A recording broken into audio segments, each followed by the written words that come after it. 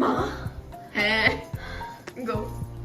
So আজ রাতে বউয়ের ক্যারেক্টারটাও হয়ে গেছে অলরেডি, 11:45 বাজে। শুভ এবার বাড়ি চলে যাবে, ওইদিকে গেম খেলছে, ঘুরঘুর করছে না কি করছে। আজকেও সারাদিন গেম খেলেছে। হ্যাঁ আজও আমি সারা বিকেল। সারা বিকেলও গেম খেলেছে। তুই সারা বিকেলের কথা বলছিস, তুই সকালে ছিলিস না? সকালেও এসে বসে বসে গেম খেলেছে। আমাকে জানি উঠবট লাগছে বিকজ আমি গয়না টয়না সব খুলে দিয়েছি। ওকে, সো কাল সকালে আবার দেখা হচ্ছে, টাটা।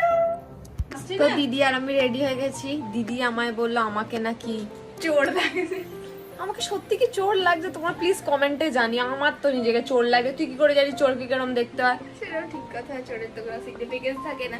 তো চলো তাড়াতাড়ি বাইরে, এখন বৃষ্টিটা থেমেছে, বাইরের আউটডোর শুটটা করে নিতেই হবে, কিছুক্ষণের মধ্যে এক্ষুনি করতে হবে। হ্যাঁ বিকজ তাড়াতাড়ি সকাল দিয়ে বৃষ্টি হচ্ছে।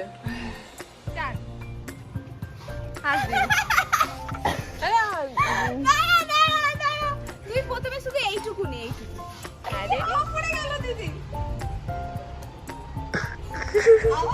বাবা আয়ার পেটে পরোটা হয়ে গেছে। গরম দেখাচ্ছেন গাদাকে? গাদা গরিব হতে পারে কিন্তু লোভী নয়। গাদার অনেক কাজ আছে, গাদাকে এখন অনেক বাড়িতে ফুল দিতে যেতে হবে। চলুন।